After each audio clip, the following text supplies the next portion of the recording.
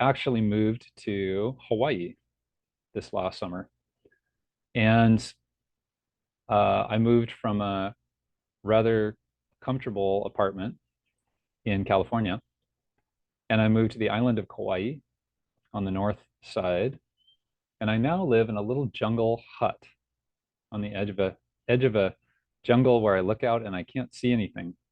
There's no houses or anything, but it's incredibly beautiful, and it's also in some ways quite uncomfortable because it's a not a very well sealed hut, and the bugs get in, and specifically the cockroaches. So last night, as my girlfriend and I were preparing to turn off the light, the very last moment, they got going, the cockroaches. They seem to respond to the weather. I don't know what they're sensing, but a windstorm was coming in. We get a lot of wind here on the island, and they sense it and they start moving. And they're big. These are not like little tiny cockroaches. These are big, chunky ones. So they started moving around. And it was the other factor, this is going to relate to what we're talking about and practicing in this course.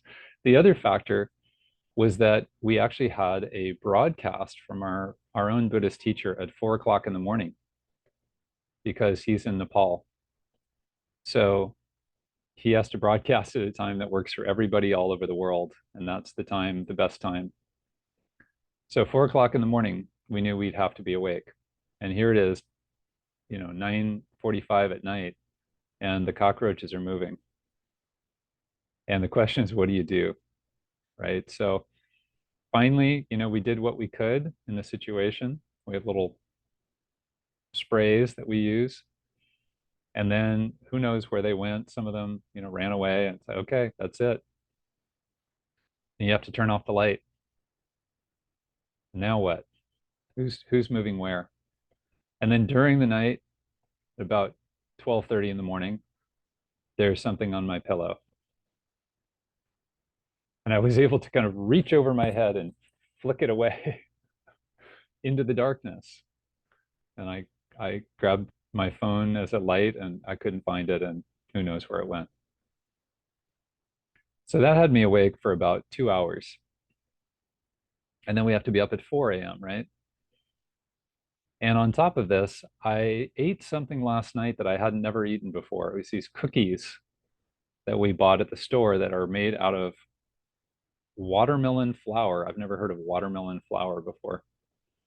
Quite tasty, actually, really, really quite delicious. But they did not suit my stomach, so my stomach was very uncomfortable. So here I was, awake in the dark for hours with an uncomfortable stomach, and then up at 4 a.m. for the Buddhist broadcast. And now I'm here with you. And it's such an interesting experience in terms of what we're talking about, because there's that sense in life. Life does not always hand you what you would prefer. We all know this. And sometimes it hands you things that are really challenging, and it may layer them. You might be going through a divorce and have your car break down at the same time and have a meltdown with one of your friends. Like these things, they overlap sometimes. And that's really, up until those moments happen, we sort of feel like we can keep it together. Like, oh yeah, I've got it. I kind of got my life together. But as soon as enough of these hit at the same time, our systems start to fall apart.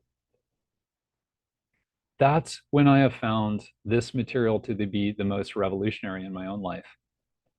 This is actually when the the shit hits the fan, that this training kicks in and allows you to actually come out of that kind of, that just, oh my God, you're kidding me feeling. Like, no, wait a minute, this is ridiculous. This is stupid. And come back into a sense of like, well, this is happening. You know, this is all part of what I have to work with right now. And I actually feel